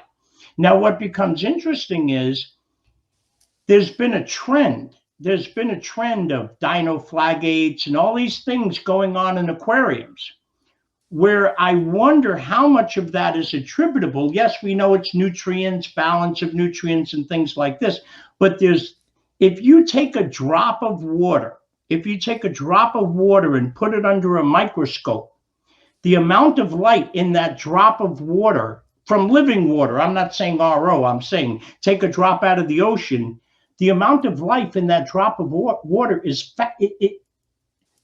it's hard to even describe it. There are so many things there that we can't see. But a lot of those things are also dependent on light. And a lot of those things can also contribute to the health of our systems. So sometimes we're lighting based on what we can see in the corals, not necessarily considering or understanding the bigger picture. Now, can you run a system with blue light successfully? Of course you can, but it's going to be different. It's going to be different. That's why I say there's no perfect answer for light. It really depends on what your goals are, because that same aquapora in the ocean that you found at 10 feet oftentimes can be found at 50 feet or 60 feet or even deeper. It's just that's where it landed, and it says, hey, this is what I have to work with. I'm going to survive and try to thrive here. So again, there's no answer. Do you want to live at 10 feet? Do you want to live at 50 feet? Do you want to live at 80 feet? No one necessarily better than the other, but there will be differences. There will be differences based on the environment. Okay. So I'll go with the translation.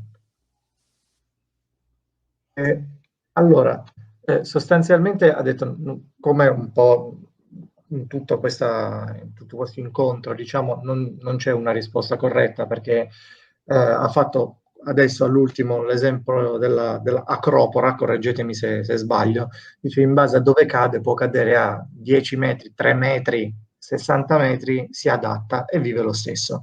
Quindi il discorso del tipo di luce dipende un po' da quello che noi vogliamo ottenere.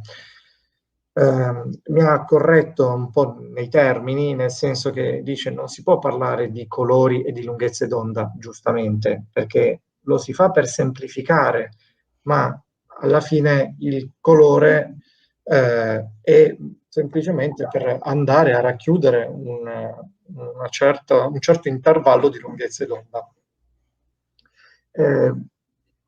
Ha fatto l'esempio che i LED notoriamente nascono blu. Per farli diventare bianchi ci si mette uno schermo davanti che aggiunge, diciamo, modifica la lunghezza d'onda della radiazione blu, aggiunge il verde e il rosso in modo tale da emettere luce bianca. Lui lavora con i LED, i suoi prodotti sono tutti con i LED, anche se appunto non vuole essere commerciale, però un briciolo è ovviamente stato. Quello che lui preferisce fare, ma di nuovo è quello che lui preferisce fare, ha sottolineato il fatto che ognuno sceglie quello che preferisce nel proprio acquario. Comunque lui preferisce andare sul bianco, perché preferisce un po' appunto stare nella parte più alta e cercare di dare più radiazione possibile all'acquario. E poi saranno loro appunto come antenne a scegliere quello di cui hanno bisogno. Certo è che c'è chi preferisce appunto il discorso più profondità e di conseguenza si basa sul blu. Un'altra cosa che ha detto un po' adesso e un po' prima è che se uno prende una goccia d'acqua dall'oceano e in superficie è piena di nutrienti, è piena di microrganismi, è pieno di qualsiasi cosa, magari a livello estetico nel nostro acquario di casa non piace. Con una radiazione più sul blu impropriamente, però è per capirci, tutto questo vivere, questi esseri viventi non ci sono e abbiamo un effetto diverso, però di nuovo è stato molto generico, nel senso in base a quello che uno vuole ottenere si comporta in maniera diversa con la luce. Adesso, no, ok, non mi sono scritto nulla, quindi questo è un po' quanto, ecco. Io leggo una domanda sotto, ok, fare una domanda, HQI e LED possono essere considerati anche loro complementari, è una buona combinazione, ci sono dei pro e dei contro, grazie. Ok, allora io vado con la domanda e anticipo un po' la risposta, forse prendendomene carico, ma lui dirà sì e no, perché comunque tutto è complementare, tutto no, dipende dal risultato che si vuole ottenere, è un po' stato il filo conduttore del tutto, però vado a chiederlo. So there's a question, Tullio. I'm not seeing the question anymore. Okay, thank you. It's just HQI and LED can be considered as complementary, can be put together. Are there any pros or something that could be bad, good combination? What I just said, and tell me if I was wrong, is just that would be good or not. It depends on which result you want to have. But please, as up to you. Tell me. Yeah. In general, HQI and LED is a great combination. In general, now, depending on the HQI system, some people, okay, metal halide or HQI, because essentially it's the same thing. They don't all operate the same. Okay, so for example, I did design a metal halide system that runs a lot cooler than other systems, no fans, things like this. And we did that so that to manage the heat, so that systems didn't require chillers and other things like this. But again, in terms of light, in terms of just if we're talking strictly light here, HQI LED combination is an excellent complementary combination, if you will. Great, yeah, great. Definitely a good combination.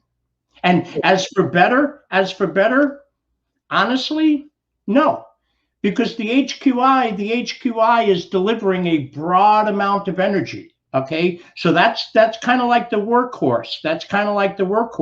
And then the LEDs are coming in and filling in, and they're giving you the colors and things like this. Now, interestingly enough, many years ago, we used metal halide with VHO lamps. We had these VHO lamps, and that's how it started. We were using one technology to complement another. So in this case, with the HQI and LED, yeah, no, that's a great combination. If they don't have a problem with the heat or some of the other aspects that are potential things to consider with HQI, no, it's a great combination. Oh, thank you. Okay, I'll go with the translation. Allora, per rispondere alla domanda di prima, dice che è assolutamente una buona combinazione. Di solito, dice, bisogna fare attenzione sul discorso HQI, penso si dica così anche in italiano, per un discorso di calore, ovvero bisogna tenere sotto controllo il calore che viene emanato, perché potrebbe dare dei problemi, però è assolutamente una cosa valida se è utilizzata nella maniera corretta. Lui ha fatto un esempio che proprio quando ha iniziato gli studi sulla luce, questo è stato uno dei punti di partenza, ovvero non questo esempio in particolare, ma il fatto di combinare due fonti luminose diverse per cercare di complementare l'una e l'altra. In ogni caso, al solito, bisogna vedere caso per caso. Ok, Lorenzo, siamo già a più di un'ora e mezzo di live, e Vabbè, ti chiederei di facciamola. fare l'ultima domanda e poi ci salutiamo. Allora, Quello che vedi... adesso vedo questa domanda. Prima di farla, perché di sicuro me lo chiederà, volevo capire quante ore di luce con la massima intensità, ma di che intensità stiamo parlando, perché magari si brucia tutto, magari no, cioè, proprio io non ho capito la domanda da fare. Fotoperiodo completo, dice. Fotoperiodo completo, ovvero? E con quale percentuale di intensità? Perché noi possiamo regolare le profoniere con i settaggi dei vari canali, rossi, bianchi, blu, e poi l'intensità, la potenza. E io volevo aggiungere anche una cosa. Lui dice che tende sempre nella sua vasca a tenere la profoniera sui bianchi, però facendo così avrà una crescita più importante, ma anche più consumi. E meno colori, Se puoi chiedere questo. Io volevo capire se facendo così, aumentando i bianchi, come dice lui, avrà più crescita, meno colori e più consumo di elementi in base. Il consumo sì, perché l'ha detto già prima, ma non gliene frega niente del più consumo. Il meno colore adesso glielo chiedo. Tullio, the question is a bit tricky to me because I didn't get very well the point, and that's why I was asking the guys. There's basically two questions in one. The first one is about your choice of choosing whiter colors, and Daniele told us if with white light you got more growth of the corals but less color, or does it have impact on colors and growth? And then the other question was how many hours of light with a max intensity? Okay. We'll start with the first one with the white light. Again, now interestingly enough, white is not a color. It's actually a shade. Okay? But what I'm saying is that when I say white light, I'm just talking the whole visible spectrum. Okay? So I'm talking white light. And you will absolutely get more growth, because one thing people will still agree on today is that if you want to grow corals very fast, metal halides are still one of the best options to do that. Okay, but they say it comes at a cost of color. Yes and no, and here's what I mean. White light So for example, if I have blue LEDs and I have a lot of fish, can I see the colors of my fish? No, I don't see the colors in my fish properly. Okay, so with corals under white light, because the way the light behaves, the colors are there. You're just not necessarily, now when we talk about colors, are we talking fluorescent colors or are we talking other colors? Because just because it doesn't fluoresce doesn't mean that there aren't colors involved. You see what I mean? Because certain things just simply won't fluoresce. So the point is, now here's the interesting thing. I had they call it a Colorado sunburst. They make names up for corals. I don't make the names up. They make the names up. It was an anemone. It was an anemone. I had it under 150 watt HQIs. It was in my lower tank because they kept splitting on me. And that light was very intense, white light.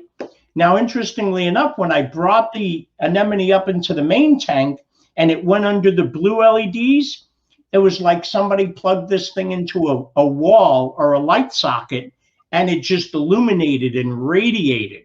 So again, it's not, the colors, if we're talking about colors in corals, like I said, there's a difference between growth and color.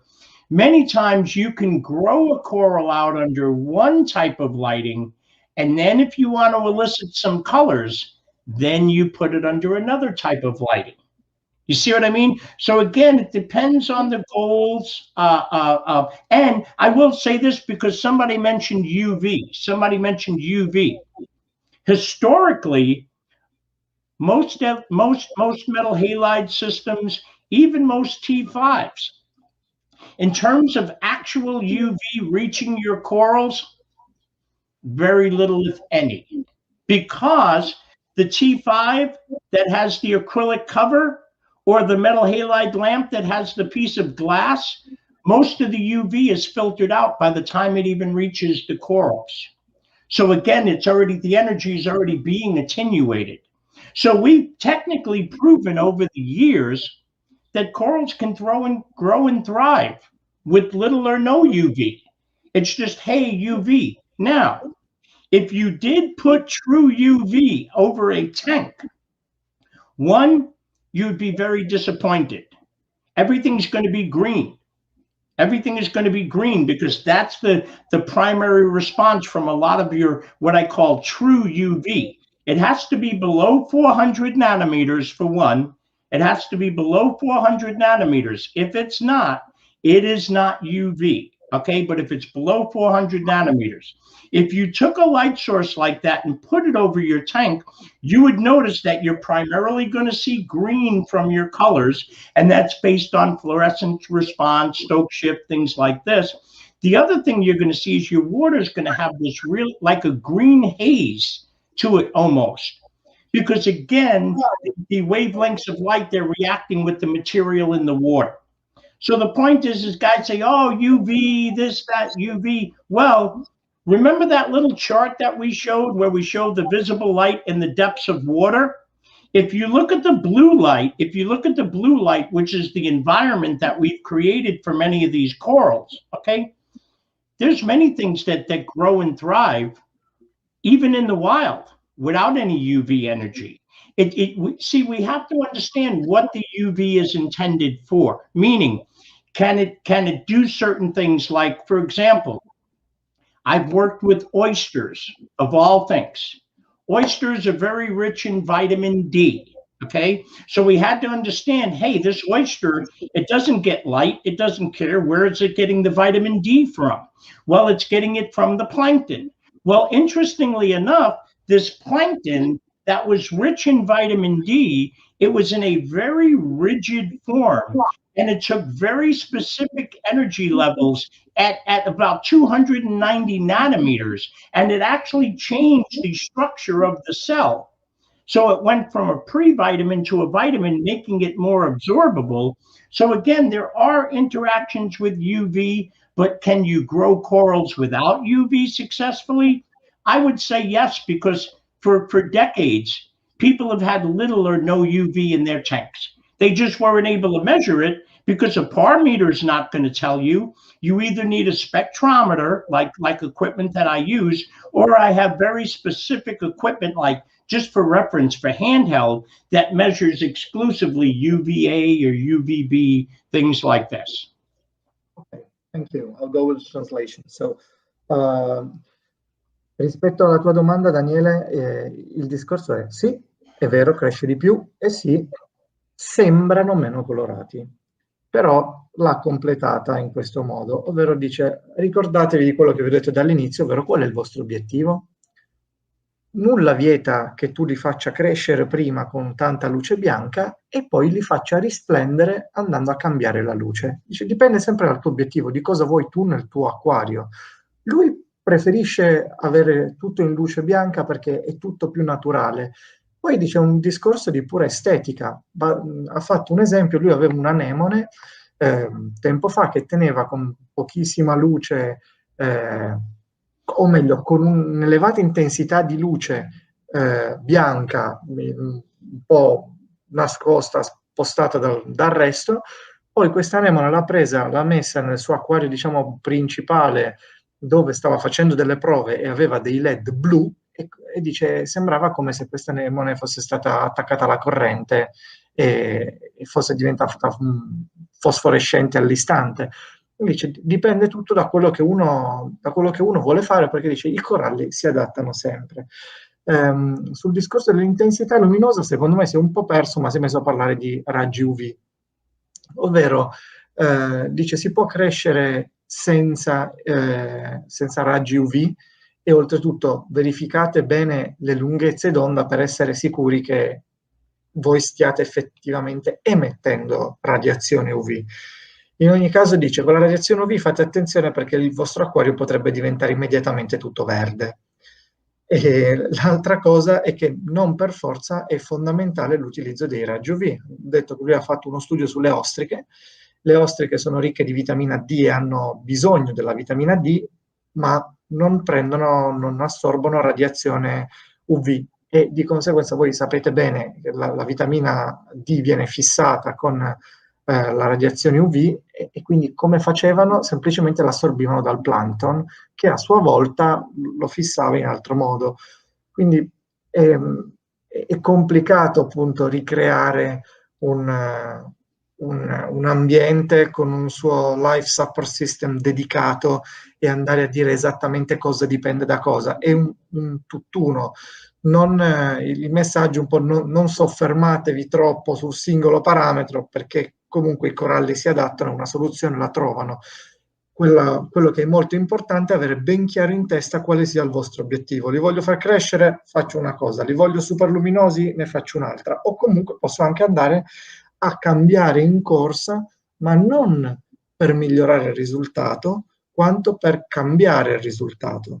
Che è una distinzione che ha fatto molto molto precisa. Quindi fin tanto che va tutto bene non andiamo a toccare i parametri. Nel momento in cui non voglio più che crescano tanto, ma li voglio più luminosi, allora sto cambiando il mio obiettivo, posso andare ad agire sui parametri. Perfetto, ti ringraziamo Lorenzo. Vedo Tullio chiede la parola. Please, Tullio.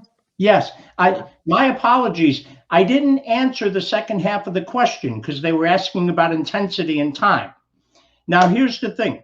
Remember how we talked about energy? See, you'll see that these things always come back to one another. My coral, he has a certain energy requirement that it has to reach just to survive. Now, here's what happens. I drew a little picture so you can see an example. I'll try to get it so you can see. You see the picture? You have water, you have the sun as it rises, and you have the sun as it sets, right? Now, interestingly enough, when the sun is rising, the corals aren't getting any light because it's bouncing off the surface of the ocean. That's why we have the beautiful sunrise that we see. It's not until the sun gets up to a specific angle that the corals start receiving any appreciable amount of light. So if we say that an average day has 12 hours of sunlight, right? I'm not getting any light over here, so we subtract over here. So maybe at about 10 or so, 15 degrees, whatever, I start to get light, right? Well, the same thing happens on the other side. So I'm not getting 12 hours of direct light even in the wild. I might only be getting 8 or 10 hours, right? Now, is the coral reef perfectly flat? No, right? The coral reef's not perfectly flat. You have hills, you have this, you have... So the point is, depending on the angle of sun, some corals might get 6 to 8 hours, but here's the difference.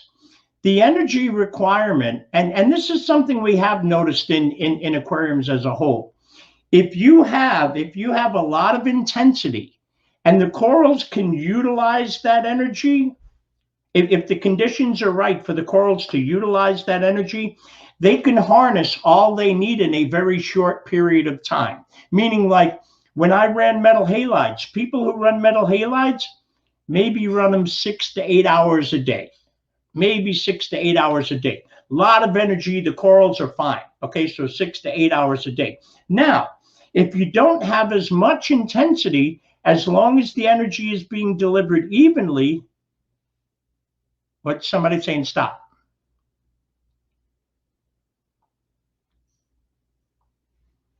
Okay, well, qual è il problema? Qual è il problema? No, I thought Al Biff, B-I-F-F. Yes, Okay, stop. I didn't know if he had a question or... Scusami, dicevo, traduci fino adesso, perché sennò perdiamo tutto. No, se riesci a fare uno stop ogni tanto, perché sennò è una macchina da guerra. Sì, ma questo è abbastanza chiaro. Lo lascio continuare che poi sennò si perde. Ah, ok. Please go ahead, Tullio. Okay, my apologies. So anyway, you can run, if you don't have as much intensity, the daily light integral, it's basically the amount of photons received over a given period of time. You can compensate for this by running, let's say, a longer photo period. But the point is that, you know, I see most of the times people have the lights on too long in their aquarium. Rarely is there a reason to run your lights any more than 10 to 12 hours on any setup. Ok, thank you. Allora, per rispondere, prima te che dicevi fermo, traduci, lui ha questo modo di ripetere spesso, di ritornare sulle cose e ogni tanto si perde, quindi se lo si interrompe poi, come è successo prima, ad esempio non ha risposto alla seconda parte della domanda, che è quello che ha fatto adesso. Allora, avete visto prima il suo disegnino dell'acqua con il sole. Il sole sorge, poi sale e tramonta. Quando il sole sorge, comunque sott'acqua non sta arrivando radiazione luminosa, perché la radiazione luminosa, fin tanto che non ha un angolo di almeno 15 gradi, non viene rifratta nell'acqua, ma viene solo riflessa, pertanto il corallo sta al buio. Inoltre il corallo non è perfettamente piatto e perpendicolare alla radiazione luminosa, quindi non riesce ad assorbire il 100%, e comunque anche fosse piatto e nella direzione perfetta della radiazione luminosa non lo sarebbe comunque per tutto il tempo. Adesso, supponendo una giornata con 12 ore di sole e 12 ore di buio, quindi stiamo parlando dell'equatore, si possono considerare almeno un'ora e mezza al mattino, un'ora e mezza la sera, dove i coralli comunque stanno al buio. Quindi dalle 12 ore di sole passiamo a 8-10 ore di sole. A questo punto lui dice: più di 8-10 ore di sole, cioè di luce massima intensità, non ha senso, perché non si verificherebbe neanche in natura. Ci sono dei casi in cui ne bastano anche di meno, perché con le famose metal light, così, sono molto potenti, bastano anche 6 ore. Poi dice: dovete guardare la risposta del corallo, perché avete delle luci potenti, ce n'è bisogno di meno, avete delle luci meno potenti, ce n'è bisogno di più.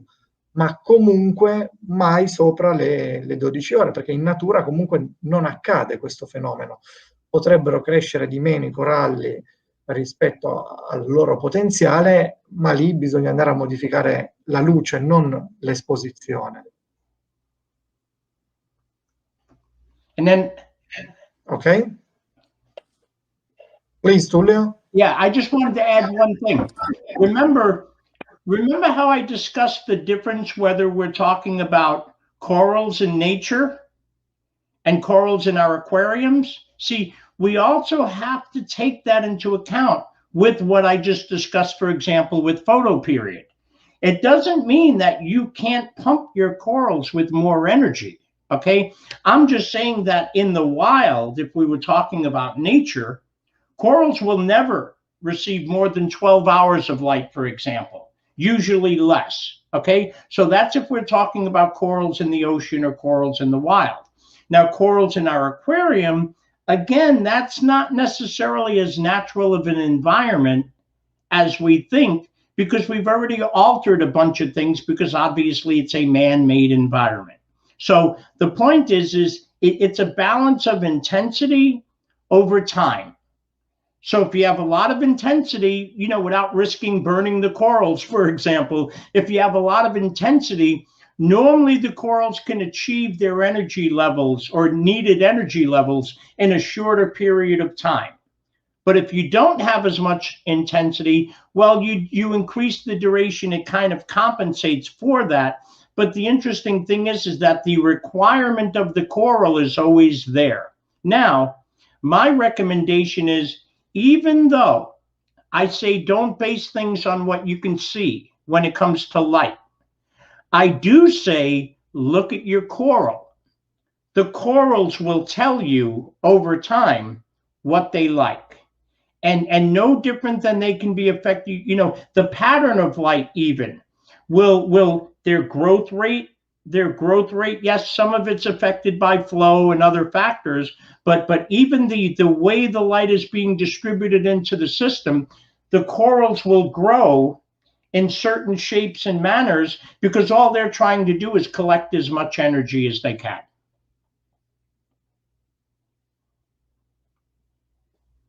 Ok, so scusate, stavo parlando in inglese, in realtà dovrei parlare in italiano. Il discorso è, volendo si può anche dare più energia, però voi state cercando di ricreare un ambiente naturale e, come diceva appunto prima, proprio nel migliore dei casi, se va tutto bene così, prende 10 ore di luce, non di più. In ogni caso il concetto sul quale dovete basarvi sempre quando si ha a che fare con la luce è che non dovete basarvi su quello che voi vedete, perché vi trae in inganno. Guardate i coralli, osservate i coralli, saranno loro a darvi la risposta, perché il loro fabbisogno energetico è sempre lo stesso, quindi se lo raggiungono, crescono. Se gliene date di più, potrebbe non succedere niente, come potreste bruciarli. Se gliene date di meno, cresceranno di meno, ma solo osservando i coralli potete avere la risposta veritiera alle vostre domande. Ok, ti ringraziamo. Direi che siamo giunti alle 2 ore di live e quindi... Ok, saluto tutti. Ti ho perso, Marco. Mi Gli altri lo sentono. Adesso sì, laghi un po', ma gli altri magari lo sentono, mi possono dire cosa ha detto? O... Non si sente comunque. Non lo sentiamo neanche noi. Eccolo. Adesso sì. Adesso. Dicevo, siamo giunti alle 2 ore di live, quindi ti prego di ringraziare Tullio per la sua disponibilità e l'enorme piacere che ci ha fatto a riunirsi qua con noi, e quindi possiamo procedere a saluti. Grazie. Okay. So, Tullio, thank you very much for your time. Thank you for your lecture, because it was definitely about a lecture about light, the power light. And so thank you for joining us tonight. And it has been a great pleasure. We hope to have the occasion to talk to you again or maybe go deeper in this huge field, which is light. Yes, and listen, I absolutely enjoyed myself. Thank you very much. My apologies if, lighting can be a very complicated subject. So my apologies if trying to condense it for translation, I tried to allow for that, but thank you very much. I really had a good time. Thank you, thank you. Dice si scusa se ho provato a condensare il tutto per spiegare la luce, che comunque è un argomento vastissimo, però per obblighi di traduzione non ha potuto fare altrimenti. E ti ringrazio a tutti, è stato molto contento anche lui. Benissimo, grazie a te Lorenzo per la tua traduzione. Ciao, ciao. Bye, bye. E un grande saluto.